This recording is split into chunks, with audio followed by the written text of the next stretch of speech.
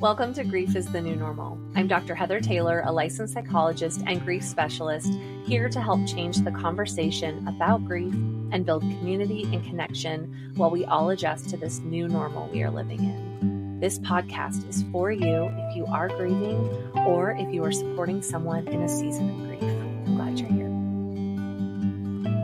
Hey friends, welcome back to Grief is the New Normal. I'm Dr. Heather Taylor, grief psychologist, and today we're diving into a topic that's infuriatingly relevant for a lot of people, grief in the workplace, because let's be real, most jobs suck at handling grief. We live in a grief-phobic, grief-illiterate society, and this systemically shows up often.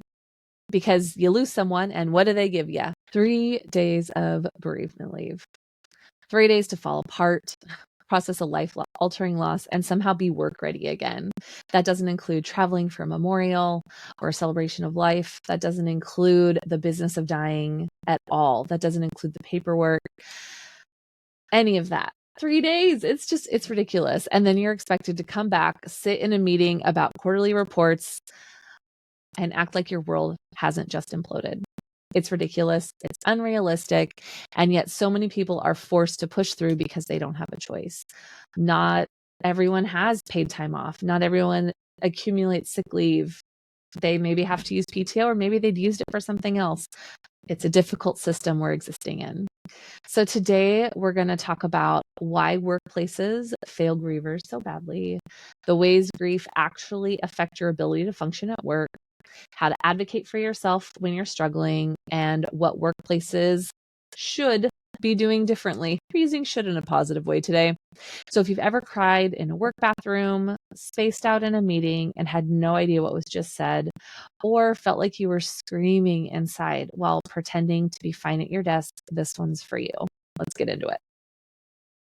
Okay, let's start with the obvious. Most jobs are not built to accommodate grief, because our work culture, especially in the United States, is all about productivity. If you are not producing, you are seen as a liability, and grief does not give a damn about your deadlines at all. Grief is inconvenient. She shows up whenever. She doesn't care if you have a deadline. She doesn't care. I already said that. She's not thinking about how quickly you need to respond to emails or to grade papers, writing lesson plans, marketing cold calls, like how many of those you're getting through a day. Grief doesn't care about those. And yet our workplaces are just expecting us to push through, to be resilient, to show up, answer emails, and function like your entire nervous system isn't in survival mode. We talked about this in the last episode, is the impact of grief on our nervous system and how it completely overwhelms us and gets us in that fight like response space, and how challenging it is to stay so hyper vigilant. And it's almost like, how do we cope with grief at work? How do we contain ourselves enough to perform at work and then allow ourselves to fall apart on the drive home? So, let's talk about it. Here's how this usually plays out. You take a few days off, if you even get bereavement leave. You come back before you're ready because PTO is limited, or you feel pressure to get back to normal. You spend your days in a fog, struggling to focus, making mistakes, or feeling completely detached from what's happening. I can't tell you the number of clients I've worked with where it's maybe a month back at work after a significant loss, and they make a big mistake and it impacts job performance. A couple have been let go because the business was making some budget cuts anyways, and their performance was suffering because they were grieving, and they ended up losing their job. And that just creates secondary losses and compounding grief about, okay, this position I had, this community I had access to, now I don't have it because of a mistake I made, because my brain's not operating in the same way that it used to because I'm grieving. And meanwhile, people around you while at work either avoid you completely or hit you with the awkward, so how you doing? How are you doing? Questions that you don't even know how to answer, or maybe you don't even want to answer while you're at work because you are using all of your spoons, everything you have to keep yourself contained and put together to get through the day. Like, I can't answer the how are you doing question, because if I start to answer that question, either they're really not going to like my answer, if I'm honest, or it's performative, or I'm going to fall apart and have to take the rest of the day off because I can't get it back together because I'm not okay. Nothing about how I am is okay. And all of this is just made worse because you feel guilty for struggling. Society has told us that good employees don't let their personal lives interfere with work, as if grief is just some side hobby you can clock in and out of. So, personal story again. My parents actually came to my place of work to tell me Garrett had died, because that's not really a phone call. And they show up, they tell me what happened, and I call my bosses right away, and props to Barnes & Noble. Thank you, Barnes & Noble. I had 2 amazing bosses. I was the district assistant for Barnes & Noble. I helped support the 2 district managers and the 21 store managers up here in the PNW. And they were great. They let me leave right away. I was able to do some work from home. And this was back in 2009. There weren't really like work from home things for an admin back then. And they were really accommodating and helpful. And I feel really lucky about that. And it was okay. We got to figure out, I had to use PTO, which was fine. I used sick leave, which was fine. And then I was out, and it was like, okay, I had rent and bills, and so I had to go back to work, and it was rough. As an admin, I had lots of reports to do, emails to coordinate, events to coordinate, lots of communicating, and it was rough. It was so rough. I felt so distracted, so brain foggy. I would make basic mistakes in some of the Excel docs, and they had a lot of grace for those first few months for sure. And I found my way through it. I found my rhythm, and it was deeply impactful in ways that I didn't expect. And it was hard because every time I walked out of the office, it was like I could see my parents. Every time I got a phone call from them or a text message, it was like I was bracing for bad news. If someone knocked on my office door, I would instantly start sweating. I was so worried it was going to be some bad news, and it could just be like a friend had stopped by to say hey. Her coworker was checking on me because I worked by myself in this little back corner. Anyways, you don't think about the ways that it's going to impact you at work. And again, a lot of jobs and work situations are not set up to accommodate or support grievers. So we talked a little bit about this last time. Grief doesn't just make you sad, it rewires your brain. So if you're feeling like you're operating at 30% capacity, you're not imagining it. Here's what's happening: brain fog and memory issues. Grief impacts executive function, making it harder to focus, absorb new information, and even remember simple tasks. You can put as many reminders as you want, but things are going to fall through the cracks. That's just going to happen in the beginning. And pressuring yourself or trying to be perfect at work while you're grieving, it's not sustainable. It's not sustainable. Decision fatigue. You already feel drained from making emotional decisions when you are home. So adding in work decisions exacerbates that overwhelming feeling. It's tough. The business of dying, there's a lot of decisions to make around memorials or celebrations of life. What do you want to do with the remains? Their things, their will, like all of these, there's a lot of logistics and emotional decisions you have to make while you're grieving and taking care of things. And it's hard, especially if you're in a job where you have to make a lot of decisions. It's exhausting. Emotion regulation problems. Maybe you snap at a coworker. Maybe you start crying over an email. Maybe you don't feel anything at all. Grief messes with our emotions in ways that we can't always predict. She's tricky. She shows up in unexpected ways. And maybe you're more irritable and just have limited bullshit tolerance, like the frivolities of work or superficial water cooler chats. You don't have capacity for it. You don't care that it's someone's birthday. You don't want a piece of cake. You don't want to sing. All of that is okay because you're feeling everything. Or maybe you're feeling nothing and you're just floating through the workday dissociating and not connected to anything. Like you don't know what it's going to be hour to hour, day to day. There's also a lot of physical symptoms.